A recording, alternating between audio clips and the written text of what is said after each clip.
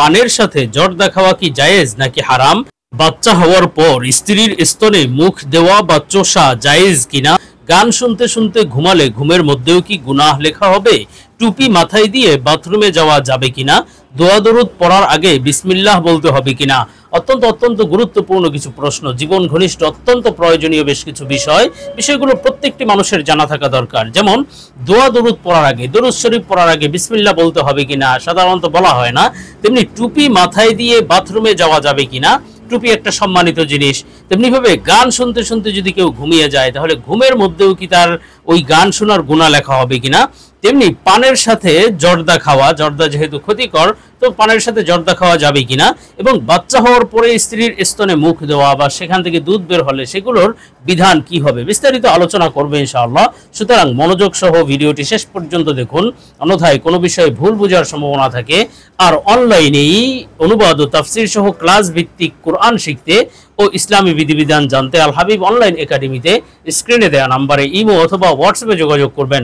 আর ভিডিওটি যাতে ইউটিউব অন্যদের কাছেও পৌঁছে দিতে বাধ্য হয় এজন্য ভিডিওতে একটি লাইক দিয়ে চ্যানেলটি সাবস্ক্রাইব করে দিবেন। তারপরে সরাসরি প্রশ্নের জবাবে চলে যাই। প্রশ্ন ছিল, শেখ দোয়া দরুদ পড়ার আগে বিসমিল্লাহ বলতে হবে কিনা? শেখ মুফতি হাবিবুল্লাহ হুজুরের তত্ত্বাবধানে পরিচালিত সুন্নাহ শপিং আপনাদের জন্য নিয়ে এলো একটি প্রিমিয়াম কোয়ালিটির সুন্নতি গিফট বক্স। এতে থাকছে উন্নত মানের একটি করে ফ্রি সাইজ টুপি, একটি তাসবিহ, একটি আতর, একটি মেসওয়াক, মা বোনদের জন্য এক জোড়া করে হাত মোজা, এক জোড়া করে পা মোজা এবং একটি সুরমা এবং নবীজির দৈনন্দিন জীবনে 1000 সুন্নাত সম্বলিত একটি কিতাব। গিফট বক্সটি পেয়ে যাচ্ছেন মাত্র 490 টাকায়। নিজের জন্য অথবা প্রিয়জনের জন্য এখনই অর্ডার করে ফেলুন। অর্ডার করতে স্ক্রিনে দেওয়া ইমো অথবা হোয়াটসঅ্যাপ নম্বরে যোগাযোগ করুন। দেখুন, দোয়া দরুদ পড়া, দরুদ শরীফ পড়া, যে কোনো দোয়া পড়ার আগে বিসমিল্লাহ বলতে হবে কিনা, এক্ষেত্রে আসলে রাসূল সাল্লাল্লাহু আলাইহি ওয়াসাল্লামের দিক নির্দেশনা রয়েছে। দেখুন, দরুদ শরীফ পড়া এটি রাসূল সাল্লাল্লাহু আলাইহি ওয়াসাল্লামের আমল, এমনকি আল্লাহ তাআলা দরুদ পড়ার নির্দেশ দিয়েছেন, ওয়াসাল্লিমু তাসলিমা। সুতরাং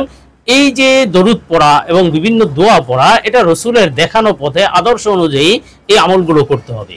হ্যাঁ, বিসমিল্লাহর ব্যাপারে স্পষ্ট হাদিস রয়েছে এবং বিসমিল্লাহ যে কোনো ভালো কাজের শুরুতে বিসমিল্লাহ পড়ার গুরুত্ব রয়েছে। এই জন্যই রাসূল সাল্লাল্লাহু আলাইহি সাল্লাম বলেছেন, কুল্লু আমরিন যিবালিন লাম ইউবদা বিসমিল্লাহ ফাহুয়া আবতার। তো যে সমস্ত গুরুত্বপূর্ণ কাজ বিসমিল্লাহ সহ শুরু করা হয় না সেগুলো অসম্পূর্ণ। সুতরাং বিসমিল্লাহ পড়ার গুরুত্ব অবশ্যই রয়েছে, কিন্তু আসলে রাসূল সাল্লাল্লাহু আলাইহি ওয়াসাল্লাম বিভিন্ন জায়গায় দোয়া পড়েছেন। যেমন বাথরুমে প্রবেশের পূর্বে দোয়া আছে, তেমনি বাথরুম থেকে বের হওয়ার পরে দোয়া আছে, খাওয়ার পূর্বে দোয়া আছে এবং দরুদ শরীফের আমল তো আছেই। তো এগুলোর পূর্বে রাসূল সাল্লাল্লাহু আলাইহি ওয়াসাল্লাম থেকে বিসমিল্লাহ পড়ার কথা বর্ণিত নেই, যে বিসমিল্লাহির রহমানির রহিম আল্লাহুম্মা ইন্নী আউযু বিকা মিনাল খুবুসি ওয়াল খাবাইস, এই ধরনের বর্ণিত নেই। তবে হ্যাঁ, বিসমিল্লাহি আল্লাহুম্মা ইন্নী আউযু বিকা মিনাল খুবুসি ওয়াল খাবাইস এই ধরনের বর্ণনা আছে। তেমনি ভাবে কিছু কিছু দোয়ার শুরুতে বিসমিল্লাহ বলে তারপরে দোয়ার কথা আছে, তো ওগুলোয় বিসমিল্লাহ আমল করা যেতে পারে। কিন্তু যেই সমস্ত ক্ষেত্রে শুধু দোয়ার কথা আছে, আল্লাহুম্মা দিয়ে দোয়া শুরু অথবা অন্য কোনো বাক্য দিয়ে দোয়া শুরু, সেভাবেই দোয়া পড়া উচিত, যেহেতু রাসূল সাল্লাল্লাহু আলাইহি ওয়াসাল্লাম ওভাবেই আমল করেছেন। তেমনি দরুদ শরীফ পড়ার পূর্বে বিসমিল্লাহ পড়ার কথা হাদিসে বর্ণিত নেই, নবী যে এই আমল করেছেন এমন বর্ণিত নেই। সুতরাং বিসমিল্লাহ, দরুদ শরীফ পড়ার পূর্বে বিসমিল্লাহ পড়া জরুরি নয় বা বিসমিল্লাহ পড়ার বিধান নেই। তো আমরা পরবর্তী প্রশ্নের জবাবে চলে যাই। প্রশ্ন ছিল, টুপি মাথায় দিয়ে বাথরুমে যাওয়া যাবে কিনা? দেখুন, টুপি মাথায় দিয়ে বাথরুমে যাওয়া যাবে কিনা প্রশ্নটা এজন্যই এসেছে যে টুপি হলো সম্মানিত আর বাথরুম একটি নোংরা জায়গা, তো সেখানে টুপি নিয়ে যাবে কিনা। আসলে বাথরুমে যাওয়ার বেলায় খালি মাথায় যাওয়া নিষেধ, রাসূল সাল্লাল্লাহু আলাইহি ওয়াসাল্লাম নিষেধ করেছেন। এমনকি খালি মাথায়, খালি পায়ে, খালি গায়ে বাথরুমে যাওয়া থেকে বিরত থাকতে হবে। এতে বিভিন্ন ধরনের ক্ষতির সম্ভাবনা আছে এবং এটা সুন্নাহ বিরোধী, অর্থাৎ সুন্নাহ সম্মত আমল নয়। এজন্য সুন্নাহ হলো মাথা ঢেকে বা শরীর ঢেকে বাথরুমে যাওয়া। এখন আপনি মাথা কি দিয়ে ঢাকবেন, টুপি দিয়ে ঢাকবেন নাকি অন্য কোনো কাপড় দিয়ে ঢাকবেন, এতে আপনার এখতিয়ার আছে। অন্য কোনো কাপড় দিয়েও ঢাকতে পারেন, আবার টুপি দিয়েও ঢাকা যায়। টুপি সম্মানিত তার মানে এই নয় যে এটা নিয়ে বাথরুমে যাওয়া যাবে না। সম্মানিত হলেও এটা একটা পোশাকের অন্তর্ভুক্ত এবং এটা নিয়ে বাথরুমে যাওয়া যায়। সুতরাং টুপি নিয়ে বাথরুমে যদি আপনি যেতে চান যেতে পারেন। আর যদি অন্য কোনো কাপড় মাথায় দিয়ে, মাথা ঢেকে, মোট কথা হলো মাথা ঢেকে বাথরুমে যেতে হবে, সেটি আপনি টুপি দিয়েও ঢাকতে পারেন, অন্য কোনো কাপড় দিয়েও ঢাকতে পারেন। আমরা পরবর্তী প্রশ্নের জবাবে চলে যাই। প্রশ্ন ছিল, গান শুনতে শুনতে ঘুমালে ঘুমের মধ্যেও কি গুনাহ লেখা হবে? দেখুন, গান শুনতে শুনতে যদি কেউ ঘুমায়, এটি বড়ই আফসোসের বিষয়। একজন মুসলমান এই জাহান্নামের কাজ করতে করতে কিভাবে ঘুমিয়ে যায়। আর এই জাহান্নামের কাজ একটা কবিরা গুনাহ করতে করতে আপনি ঘুমিয়ে গেলেন। এই ঘুমের মধ্যে যদি আপনাকে আল্লাহ তাআলা উঠিয়ে নেন, তো আপনার হালতটা কি হবে যে মৃত্যুর সময় আপনি একটা কবিরা গুনাহে লিপ্ত ছিলেন। আল্লাহ তাআলা আমাদের সবাইকে এ থেকে হেফাজত করেন। সুতরাং গান শোনা তো এমনিতেই হারাম, আরো ঘুমের পূর্বে আপনি গান শুনছেন, গান শুনতে শুনতে ঘুমিয়ে যাচ্ছেন, এটা বড়ই ভয়ানক বিষয়। আল্লাহ তাআলা আমাদেরকে এই গানের, কেননা হাদিসের মধ্যে আছে যে গান হলো জিনার মন্ত্র, গানের মাধ্যমে জিনার কুমন্ত্রণা সৃষ্টি হয়, এজন্য গান শোনা সম্পূর্ণরূপে হারাম। আর গানের যেই ভয়াবহতা, মারাত্মক ভয়াবহতা, আর গানের মাধ্যমে গান শুনতে শুনতে আপনি মারা গেলে এর যে কি পরিমাণ খারাপ প্রভাব আপনার আখিরাতের জীবনে পড়তে পারে। সুতরাং এই কাজ থেকে বিরত থাকতে হবে, প্রত্যেকটা মুসলমানের বিরত থাকা উচিত। তো আমরা পরবর্তী প্রশ্নের জবাবে চলে যাই। প্রশ্ন ছিল, বাচ্চা হওয়ার পর স্ত্রীর স্তনে মুখ দেওয়া বা চোষা জায়েজ কিনা। দেখুন, বাচ্চা হওয়ার পরে হোক অথবা বাচ্চা হওয়ার যে কোনো সময়ই হোক, আসলে স্ত্রীর বুকে যদি দুধ থাকে তাহলে একটা বিধান যে স্ত্রীর দুধ পান করা কিন্তু হারাম।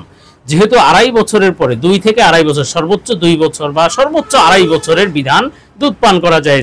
এরপরে যে কোনো মানুষের জন্য দুধ পান করা হারাম, সেটি মায়ের দুধ হোক অথবা স্ত্রীর দুধ হোক বা অন্য যে কোনো নারীর দুধ হোক, এটা সম্পূর্ণরূপে হারাম।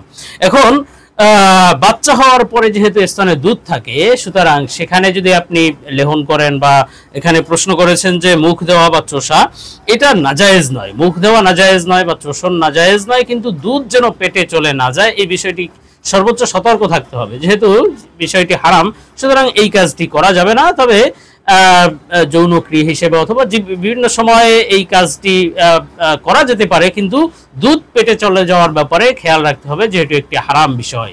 তো আমরা পরবর্তী প্রশ্নের জবাবে চলে যাই। প্রশ্ন ছিল, পানের সাথে জর্দা খাওয়া কি নাজায়েজ, জায়েজ নাকি হারাম। দেখুন, পানের সাথে জর্দা খাওয়ার বিধান, পানের সাথে জর্দা খাওয়া, আসলে জর্দা খাওয়া, পান খাওয়া এটা ক্ষতিকর নয়, বিভিন্ন উপকার রয়েছে।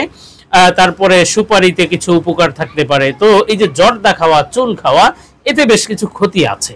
তো যাদের ক্ষেত্রে ক্ষতিটা স্পষ্ট, নির্ধারিত বা নিশ্চিত যে এর ক্ষেত্রে ক্ষতি হবে, শারীরিক কন্ডিশনই এমন, তার জন্য জর্দা খাওয়া হারাম, জায়েজ নাই। যেহেতু শরীরের ক্ষতি করা জায়েজ নাই, স্পষ্টভাবে যদি কারো কোনো জিনিসে ক্ষতি করে তাহলে সেটা খাওয়া থেকে বিরত থাকতে হবে। কেননা ওলা তুলকু বিআইদিকুম ইলা তাহলুকা, আল্লাহ তাআলা বলেছেন তোমরা নিজেদেরকে ক্ষতির মুখে ফেলো না। সুতরাং এই কাজটি গুনাহের কাজ। তবে যার ব্যাপারে নিশ্চিত ক্ষতি, কিন্তু যার ব্যাপারে নিশ্চিত ক্ষতি নয়, সে জর্দা খেতে পারবে, তার জন্য জায়েজ আছে, বিধান এটাই। কেননা আসলে অনেকেই আছে এমন যে বছরের পর বছর জর্দা খাচ্ছে, তো তার কোনো ক্ষতি হচ্ছে না। সুতরাং আসলে এটা যেহেতু অনিশ্চিত ক্ষতি হওয়াটা, সুতরাং নিশ্চিত না হলে জর্দা খাওয়া যায়, আর নিশ্চিত হলে জর্দা খাওয়া না যায়। আর যেহেতু এটা ক্ষতির সম্ভাবনা আছে, সুতরাং জর্দা খাওয়া থেকে বিরত থাকা উচিত।